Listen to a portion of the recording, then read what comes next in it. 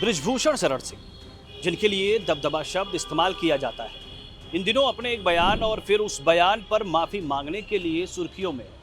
वैसे पूर्व भाजपा सांसद बृजभूषण शरण सिंह के तमाम ऐसे बयान हैं जो उनकी दबदबा वाली धाक से मेल खाती है, लेकिन उनका माफी मांगने के लिए तैयार रहने वाला एक बयान सोशल मीडिया से लेकर मीडिया और सियासी गलियारों में चर्चा का विषय बना हुआ है।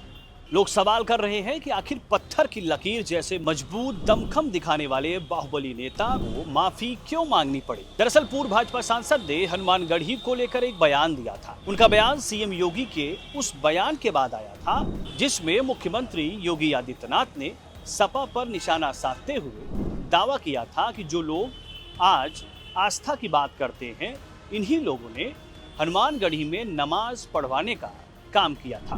अब इस बयान के बाद सियासी गलियारों में इस पर बहस छिड़ गई। इसी पर पूर्व बीजेपी सांसद और भारतीय कुश्ती संघ के पूर्व अध्यक्ष बृजभूषण शरण सिंह ने भी बयान दिया है और इस दावे को खारिज करते हुए कहा कि हनुमानगढ़ी में नमाज नहीं पढ़ी गई थी। मीडिया के एक सवाल पर उन्होंने कहा कि सीढ़ियों पर नमाज नहीं हुई थी, लेकिन अब जब इसको लेकर काफी बवाल मचा और सोशल मीडिया पर खूब प्रतिक्रिया देखने को मिली, तो बृजभूषण शरण सिंह ने अब अपने ही इस बयान के लिए माफी मांग ली है। उन्होंने कहा कि मुख्यमंत्री योगी आदित्यनाथ का बयान बिल्कुल सही है। अगर उनके शब्दों से किसी की भावनाएं आहत हुई हैं या ऐसा लगा है कि उन्होंने सीएम योगी की बात काटी है, तो वो ऐसा बिल्कुल नहीं कर रहे। उन्होंने कहा कि मुख्यमंत्री की बात काटने का कोई सवाल ही नहीं पैदा होता। उन्होंने कहा कि अगर उनके बयान से किसी को ठेस पहुंची है तो वो माफी मांगने के लिए तैयार है। बृजभूषण शरण सिंह ने कहा कि अगर वो ये भी कह देते कि नमाज सीढ़ियों पर नहीं बल्कि 52 बीघे में जो हनुमानगढ़ी का परिसर है या किसी संत के आश्रम में हुई थी, तो शायद इस तरीके का इतना विवाद नहीं होता। मुझे ये कहना चाहिए था कि सीढ़ियों पर नहीं पढ़ी गई, लेकिन परिसर में पढ़ी गई या 52 बीघे के अंतर्गत पढ़ी गई या किसी संत के स्थान पर पढ़ी गई।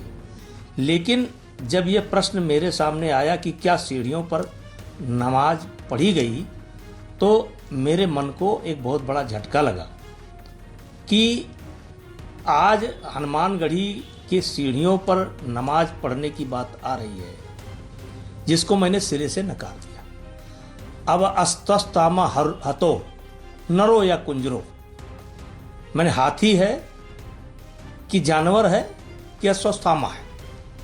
अब एक तरीके से मुख्यमंत्री जी का भी बयान सही है।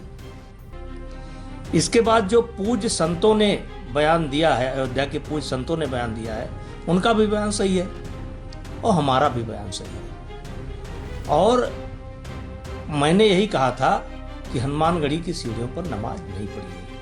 लेकिन अच्छा होता कि अगर दूसरी लाइन मैं ये कह देता कि 52 बीघे के परिसर में पढ़ी गई, तो शायद इतना जो है बवाल या इतना इस मामले को उछाला ना गया होता।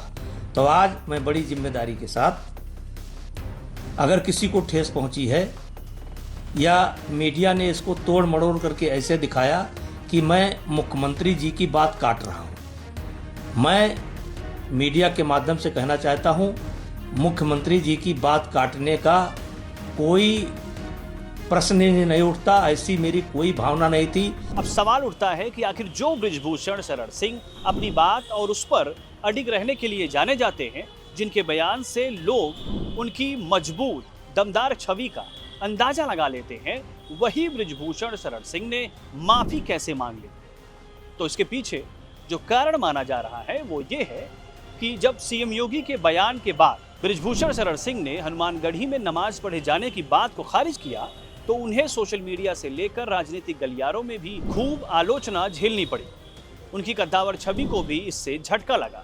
लोगों ने यहाँ तक कहा कि बृजभूषण शरण सिंह अब खुद को पार्टी से बड़ा समझने लगे हैं और हिंदुओं की आस्था और उनके विश्वास से अलग स्टैंड ले रहे हैं। लोगों की जो प्रतिक्रिया आई, उसको देखते हुए माना जा रहा है कि बृजभूषण शरण सिंह ने अपने बयान पर कहा है कि अगर किसी को ठेस पहुंची हो तो वो माफी मांगने के लिए तैयार हैं। बता दें कि बृजभूषण शरण सिंह हनुमान जी के परम भक्त हैं और अयोध्या से उनका गहरा जुड़ाव भी रहा है।